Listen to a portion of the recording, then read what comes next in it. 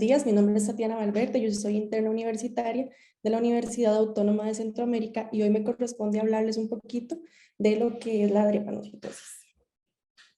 Bueno, dentro del cronograma tenemos la introducción, un poco de la epidemiología, su etiología, la fisiopatología, su clínica, evaluación, diagnóstico, tratamiento y complicaciones y recomendaciones. Bueno, en la definición tenemos que la anemia de las células falciformes, más conocida como drepanocitosis, es un trastorno hereditario de la sangre que va a causar una anemia crónica y dolores frecuentes, generando incapacidad y disminución en la expectativa de vida de quienes lo padecen y que puede dejar secuelas a largo plazo, ya sea por infartos cerebrales, daños en pulmón, en hígado, corazón, que pueden ocasionar la muerte en etapas muy tempranas. Bueno, sabemos que la drepanocitosis está dentro de las hemoglobinopatías más frecuentes. Tenemos que estas hemoglobinopatías son enfermedades hereditarias autosómicas recesivas que van a estar ocasionadas por alteraciones en la cadena de la globina. Entonces, estas alteraciones pueden ser tanto cuantitativas como cualitativas. Dentro de las cuantitativas tenemos los síndromes talasémicos y la disminución en la síntesis de la globina. Y propiamente la drepanocitosis son alteraciones cualitativas, que son hemoglobinopatías estructurales y ya hay un cambio en el aminoácido en la cadena de la globina. Esto me va a llevar a generar eritrocitos con forma de hoz, más conocido como drepanocitosis. Bueno, la drepanocitosis o enfermedad de células falciformes es la hemoglobinopatía estructural más frecuente, como mencioné. Las hemoglobinopatías estructurales son un gran grupo de enfermedades ocasionadas por mutaciones que son puntuales y que van a llevar a conducir a la síntesis de cadenas de globinas anómalas, dando lugar a diferentes variaciones en la hemoglobina, ya sea hemoglobina S, hemoglobina C, hemoglobina E o hemoglobina D. La enfermedad de las células falciformes constituye un trastorno hereditario, como mencioné, de carácter autosómico recesivo y está caracterizado por la presencia de hemoglobina falciforme, en este caso la hemoglobina S, dentro de los eritrocitos. Dicha hemoglobina surge por una sustitución de ácido glutámico en la posición 6 de la cadena beta-globina por una molécula de valina. Y este cambio va a permitir que la hemoglobina S se empiece a polimerizar en condiciones de baja oxigenación, generando hematíes con forma de hoz o media luna. Bueno, dentro de la epidemiología, según los datos de la OMS, cerca del 5% de la población es portadora de genes causantes de hemoglobinopatías y la gran mayoría de los afectados es de descendencia afroamericana. Descendencia africana, y una gran minoría va a ser en el área de Centroamérica o Sudamérica.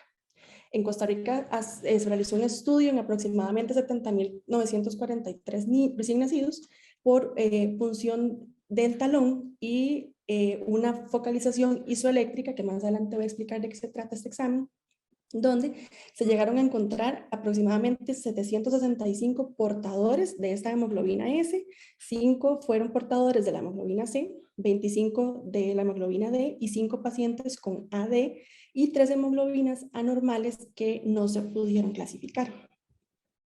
Bueno, en octubre del 2005 se incluye dentro del programa de tamizaje neonatal y según el CIATA, que es el Centro de Investigación de Hematología y de Trastornos Afines, nos dice que aproximadamente un 10.9% de la población afrodescendiente tiene esta hemoglobina S. En Costa Rica aproximadamente 1 de cada 75 tamizados va a tener riesgo de presentar esta hemoglobinopatía S. Bueno, sabemos que su etiología es hereditaria, entonces acá es importante aprender a distinguir, bueno, o según los exámenes, ¿verdad? Distinguir lo que es la drepanocitosis en un paciente y un paciente que tiene solamente el rasgo drepanocítico. La persona afectada ha heredado, o sea, la persona que tiene drepanocitosis ha heredado el gen de un portador, ha heredado de un progenitor al menos un gen de esta forma anómala de hemoglobina S, de las células falciformes y otro gen anómalo del otro progenitor. Entonces, la forma más frecuente y grave de la drepanocitosis es esta que podemos observar acá, en la que el paciente tiene una hemoglobina SS, donde nos indica que ya tiene la enfermedad, no solamente es portador. Y acá heredó los dos genes de las células falciformes, uno de cada progenitor, y aquellas personas que tienen drepanocitosis han heredado, como mencioné, los dos genes anómalos.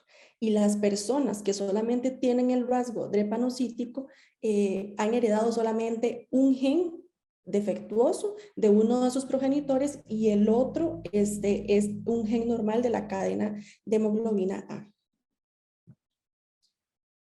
¿Ok? Bueno, de acuerdo a la fisiopatología, tenemos que para que se forme la hemoglobina S va a haber un cambio en lo que va a ser el sexto cordón de este gen de la beta-globina. Entonces, va a haber un cambio en un par de bases donde se va a cambiar una adenina por una timina y esta timina posteriormente suele ser cambiada por una valina, produciendo así lo que sería la hemoglobina S. Bueno, la hemoglobina S está caracterizada por polimerizarse en situaciones de baja oxigenación. Esto va a llevar a alterar lo que es su solubilidad, llegando a distorsionar este glóbulo rojo y lo va a llevar a adoptar una forma de Hoz que es la falciformación. Los eritrocitos tratan de reoxigenarse, entonces esto va a empezar a romper este polímero de la hemoglobina S y tratan de restaurar su forma habitual, pero en este proceso de falciformación y reoxigenación es tan continuo que va a lograr que la membrana de este eritrocito se empiece a formar, se empieza a ser rígida y va a llegar a generar estas células falciformes que van a ser totalmente irreversibles.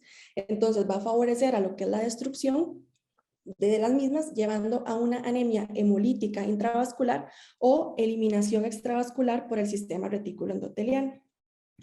Entonces empiezan a formar estos polímeros que son rígidos cuando ya el proceso de falciformación y reoxigenación no se puede volver a realizar, generando la forma de Hoz en estos eritrocitos y ellos se vuelven menos flexibles, más frágiles y acortan su vida media.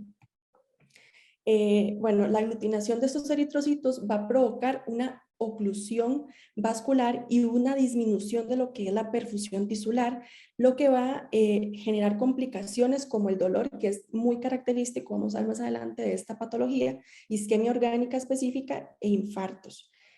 Bueno, los eritrocitos normales sabemos que tienen una vida aproximadamente 90 a 120 días, pero las células falciformes van a tener una vida media tan reducida que va a ser solamente de 10 a 20 días. Y esta destrucción es mucho más rápida que el tiempo que tarda la médula ósea en reemplazarlos. Entonces, por eso es que se va a llegar a generar lo que es la anemia hemolítica y va a comprometer gravemente la capacidad de transportar oxígeno en la sangre. Acá podemos ver lo que es una oclusión, ¿verdad? De lo que son ya células propiamente falciformes.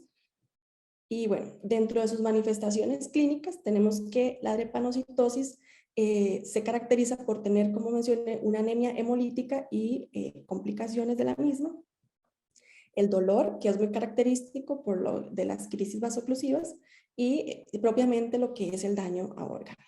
Entonces, en lo que es la anemia hemolítica y complicaciones, tenemos que la anemia falciforme pues tiene un amplio aspecto clínico. La mayoría de los pacientes van a tener una anemia bastante crónica con una hemoglobina bastante reducida de aproximadamente de 6 a 8 gramos entre decilitros. Los principales problemas se van a deber a la tendencia de los eritrocitos a tener esta morfología falciforme y empezar a bloquear los capilares cuando la tensión de oxígeno es baja. Y la hemoglobina S tiene poca afinidad, ¿verdad?, por el oxígeno y no siempre hay sintomatología de anemia con niveles bajos. Se debe evitar la sobrecarga de volumen en estos pacientes por el riesgo de formar un core anémico, que sabemos que este core anémico, bueno, es una cardiomegalia producida por la redistribución de este flujo sanguíneo. Y dentro de las complicaciones de esta anemia hemolítica tenemos los pacientes con hepatoesplenomegalia, vamos a tener ictericia, también pérdida de peso y palidez. Otra de las manifestaciones clínicas es el secuestro esplénico, que acá se va a presentar aproximadamente entre los 6 y 24 meses de edad. va a consistir en un descenso de la hemoglobina en aproximadamente un 20% con respecto a su valor basal y está acompañado por el incremento en el tamaño del vaso de mayor o igual a 2 centímetros y esta es una de las principales causas de morbimortalidad. La esplenomegalia es progresiva y es masiva con gran atrapamiento de cantidades de sangre en el vaso, lo cual va a llegar a producir dolor abdominal, náuseas y vómitos. También tenemos lo que es la hiperhemólisis, que acá más bien hay un descenso igual de la hemoglobina, aproximadamente el 20% por debajo de su valor basal y hay gran aumento en la destrucción de estos eritrocitos. Se dice que hasta de un 25%. Esto se va a presentar en ausencia de secuestro esplénico o hepático, o ya sea por infección por parvovirus, hemorragias o ya por la deficiencia de los folatos. Ok. También otra de las manifestaciones es una aplasia pura transitoria eritroide, donde se ve el freno en la producción de glóbulos rojos a nivel medular. Está muy asociado a infección por parvovirus 19 y suele presentarse en cualquier edad. Se caracteriza por una disminución bastante brusca de la hemoglobina. Usualmente estos pacientes suelen encontrarse con rangos inferiores de 5 gramos en 3 litros. Pero se ve que el recuento de leucocitos y plaquetas van a estar normales. Y esta aplasia eritroide puede persistir de 10 a 14 días. El manejo se va a basar en lo que es la observación y se puede, bueno, más adelante lo vamos a ver más a fondo, dar lo que es el ácido fólico para llegar a prevenir esta megaloblastosis o transfusión si el paciente se encuentra bastante grave. Muy importante, como mencioné, lo que son las crisis vasooclusivas. El dolor que producen esta crisis es la principal manifestación clínica de esta enfermedad. Son episodios dolorosos que duran aproximadamente 4 horas. Son episodios recurrentes de dolor isquémico que van a ocurrir particularmente en el sistema musculoesquelético y en lo que es el abdomen. Es la primera causa de hospitalización y puede preceder a otras complicaciones por lo que es la enfermedad. Y también son episodios de isquemia tisular a repetición que van a ocurrir prácticamente en cualquier órgano o cualquier tejido del organismo. Y al menos, se dice que al menos un 60% de estos pacientes tienen un episodio severo por año y la duración es variable entre horas o días. Y se dice que lo que es la presencia de estas crisis 3 o más por año se asocia con una disminución en la expectativa de vida de estos pacientes. Acá tenemos un cuadro donde vemos los diferentes tipos de dolor. Tenemos el dolor nociceptivo, que es una de sus causas, como podemos ver, es la crisis vasooclusiva. Este se va a dividir en lo que es somático profundo y somático superficial. Ya en lo que es el dolor visceral, puede ser por algún infarto de órgano, apendicitis, secuestro esplénico, pancreatitis o colecistitis. Y el dolor neuropático puede ser a nivel periférico central y también está dado mayormente por lo que son las crisis vasooclusivas. Y el mixto, perdón, está dado únicamente por crisis vasooclusivas.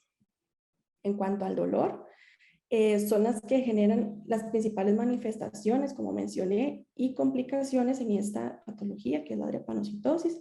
Tenemos lo que son las crisis óseas. Acá puede verse por lo que es una dactilitis, que suele ser la primera manifestación en los lactantes. Como podemos ver en esta imagen, pueden haber edema en dorso de manos, también en los pies, el dolor, ¿verdad? Que no, es muy característico. Pueden presentar fiebre, un derrame articular, leucocitosis con neutrofilia, disminución en el movimiento, secundario a el compromiso que van a presentar las falanges y muy característico, ¿verdad? Llanto, irritabilidad. Acá podemos ver que por injuria directa o continua aparecen los dedos que son marfanoides o la bradidactilia, perdón, que podemos observar que hay una epífisis como en forma de cono con metáfisis con cavidades. Bueno, estas crisis óseas son representadas por isquemia en la médula ósea y va a afectar usualmente a lo que son los huesos largos y también los planos. Si hay fiebre, se tienen que realizar cultivos para descartar infección por Staph aureus o ya sea salmonella. Los dolores óseos en la drepanocitosis se dice que se ven hasta 50 veces más que en pacientes que padecen de, por ejemplo, osteomielitis. ¿Ves? Acá podemos ver igual el edema y el compromiso de las falanges en estos pacientes que padecen de drepanocitosis. Y acá vemos una radiografía donde es el inicio del episodio de crisis óseas y acá ya vemos una reacción de más complicada posterior a 2 semanas de este paciente presentar estas crisis óseas. También tenemos lo que es el síndrome de tórax agudo, que es más frecuente ya en la adolescencia. Debe sospecharse cuando el paciente se presenta con un dolor torácico que está asociado a tos, disnea, fiebre y que no se suele distinguir de una neumonía. Su etiología más frecuente en niños es por infecciones de Mycoplasma pneumoniae, Clamidia pneumoniae y también seguido por neumococos y parvovirus 19. Otras causas de este síndrome de tórax agudo van a ser la embolización grasa secundaria a una necrosis de médula ósea que está posterior a estas crisis vasoclusivas o por oclusión pulmonar o por hipoventilación con hipoxemia y vasoclusión. Es una complicación severa que va a meritar tratamiento rápido y efectivo y constituye, junto con procesos infecciosos, la primer causa de muerte y la segunda causa de hospitalización en el niño drepanocítico. Acá vemos una radiografía donde este paciente básicamente lo que tenía era, como mencioné, un core anémico, ya tiene una cardiomegalia bastante pronunciada y también estaba haciendo ya procesos de edema pulmonar. También tenemos el dolor abdominal, que como mencioné es muy característico por las crisis vasoclusivas de estos pacientes.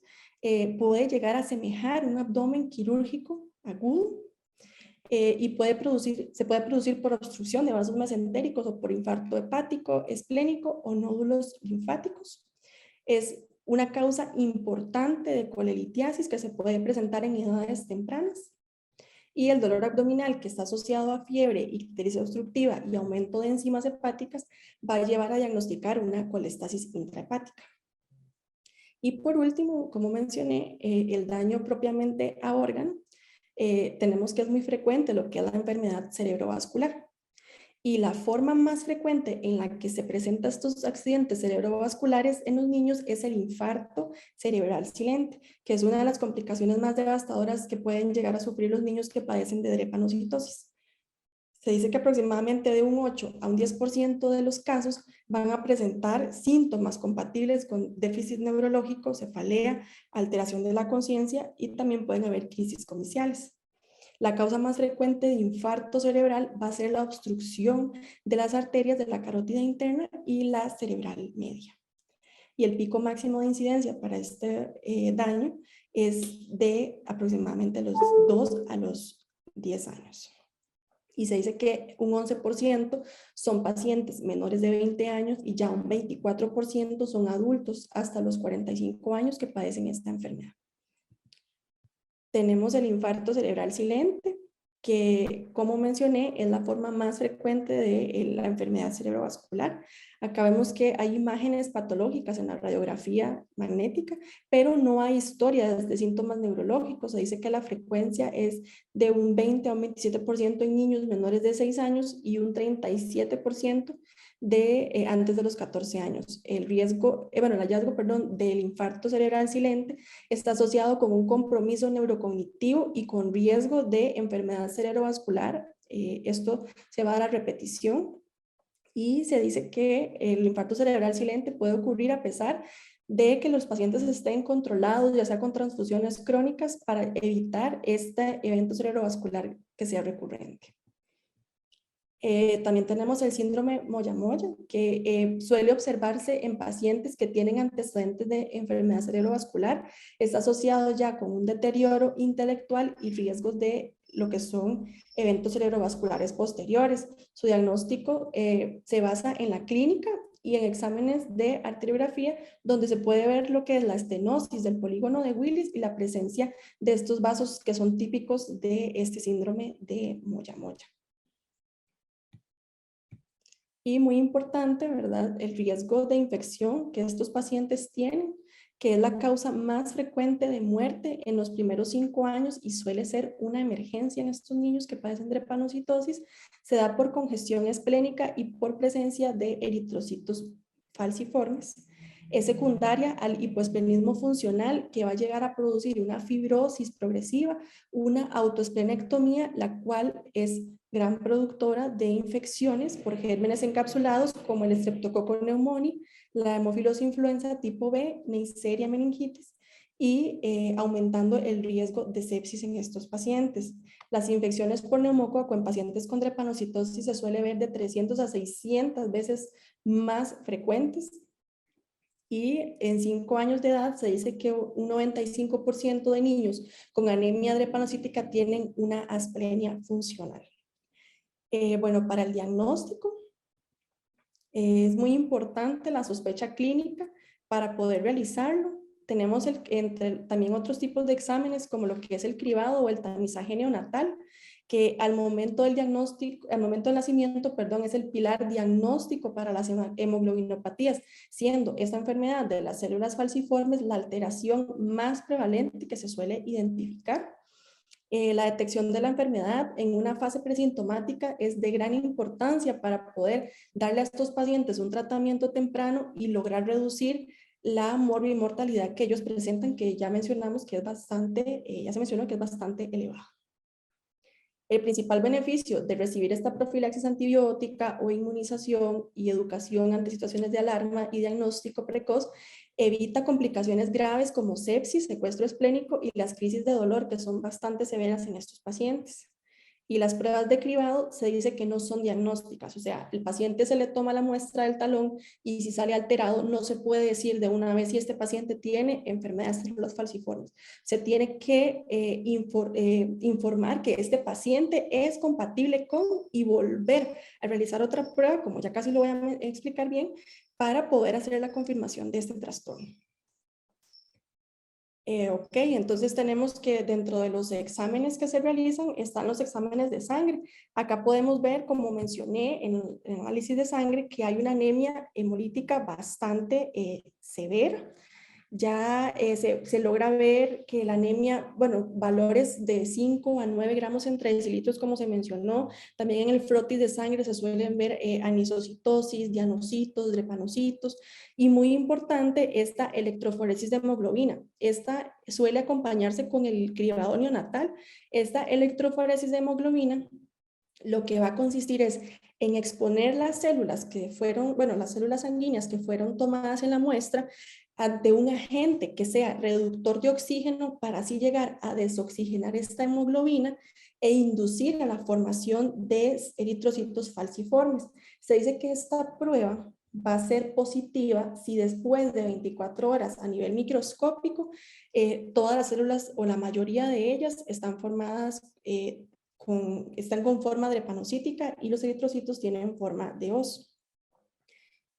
También tenemos otras pruebas como lo que sería la cromatografía líquida de alta resolución y el electroenfoque, pero básicamente la que se suele realizar junto con el cribado de talón o neonatal es la electroforesis de hemoglobina. Acá podemos ver cómo se muestra el resultado, donde este paciente tiene un 70% de hemoglobina S y la hemoglobina A o normal está bastante reducida. Y bueno, el cribado neonatal o prueba de talón, hay que recordar que se realiza aproximadamente al tercer día de nacido este paciente y permite la detección temprana de 29 enfermedades. Si está positiva, se debe repetir. Para así determinar el fenotipo final de esta hemoglobina, se tiene que realizar un hemograma completo y determinar el fenotipo de ambos progenitores. Bueno, acá tenemos básicamente cómo es realizado, ¿verdad? Sabemos que, bueno, los centros de recolección que ya conocemos, ya sean clínicas, EVAIS, hospitales o centros privados, se envía la muestra en boleta de tamizaje, como lo mencionaron en el seminario anterior, con todo su protocolo.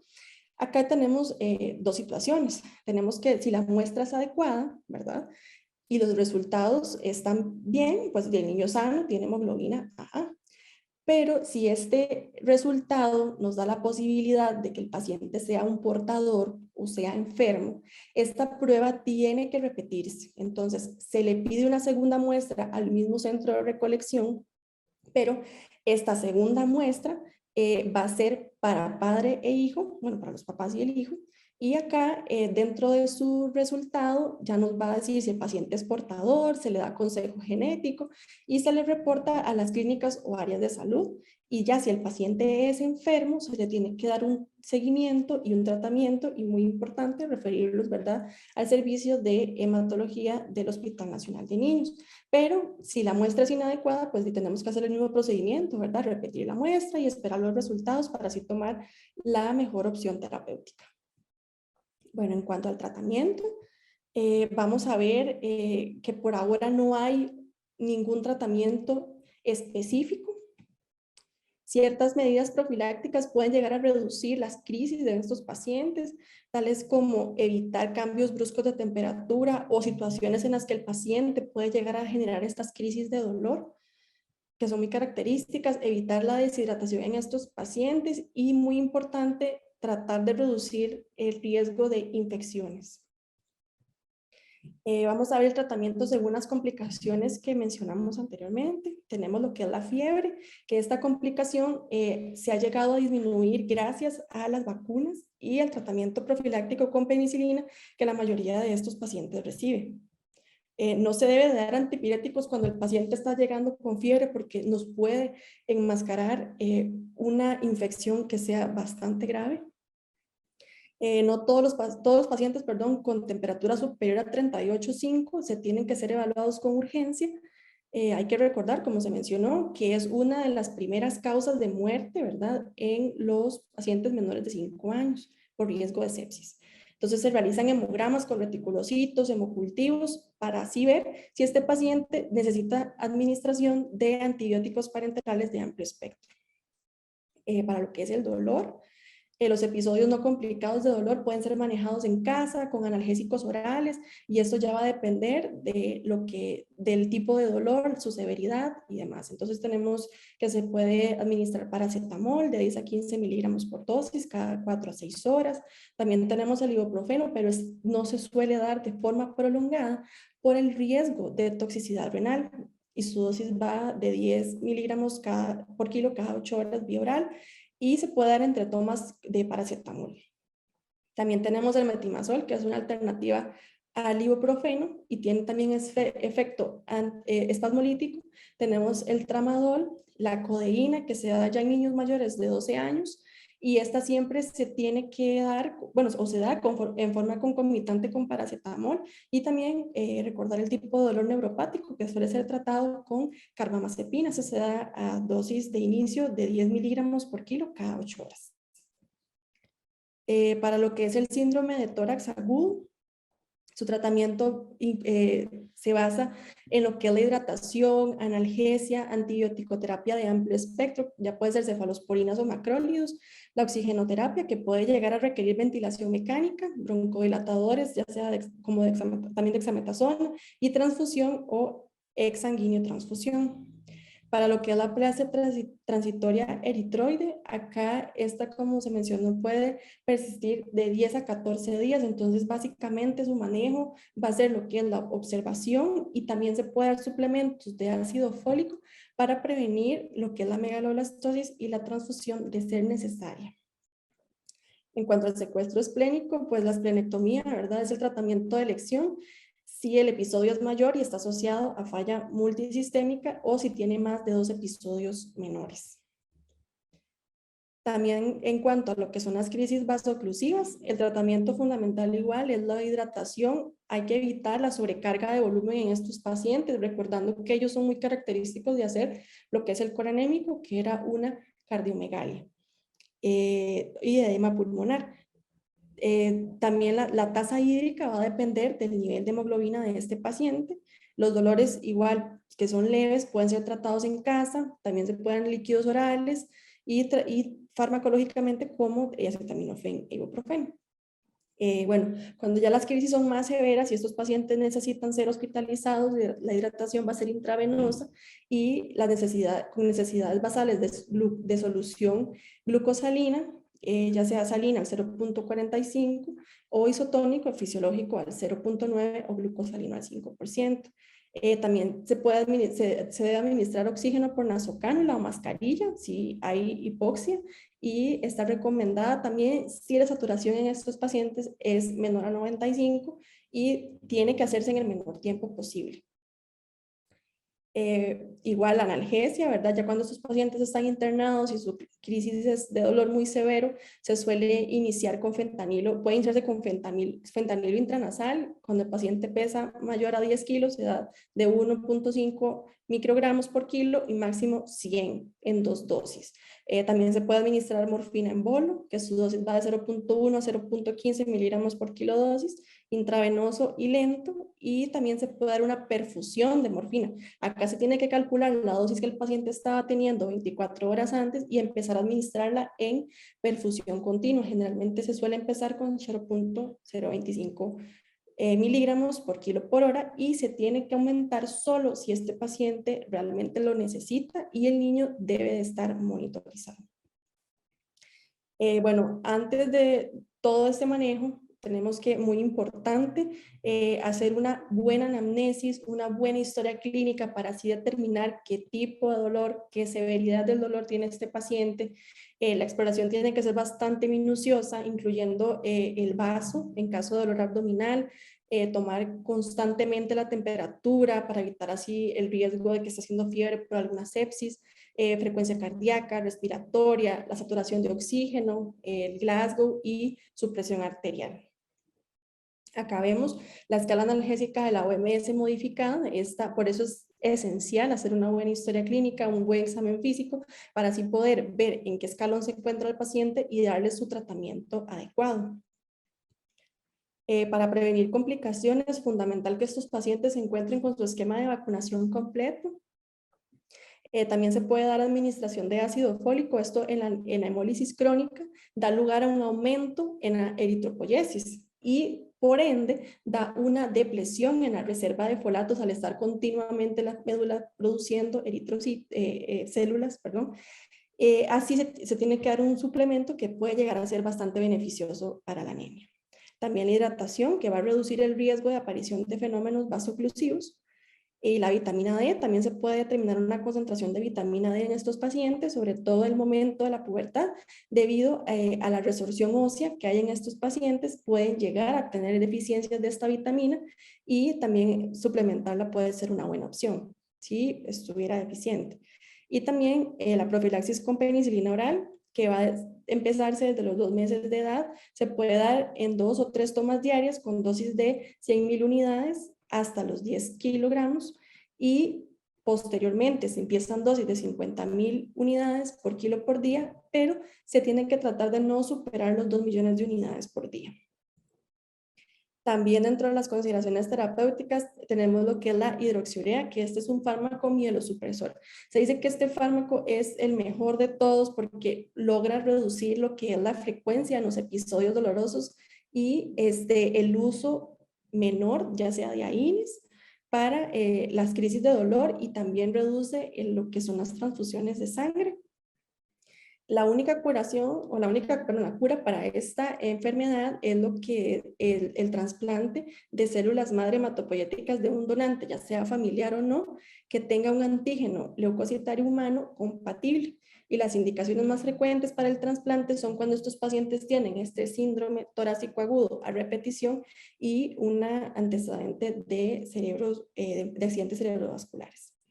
También está la transfusión, que igual esta suele ser indicada cuando el paciente tiene crisis oclusivas a repetición, el síndrome de tórax agudo a repetición, accidentes cerebrovasculares, o también, perdón, cuando se realizan resonancias magnéticas y este paciente se observan bastante daño, o el síndrome de Moyamoya propiamente.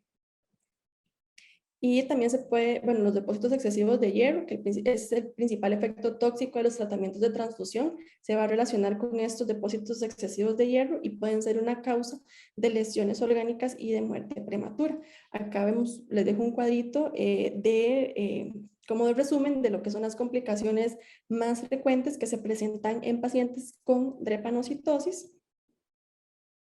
Igual acá, donde vemos que las manifestaciones se van a dividir, ya sea por sistemas o por causas como tales.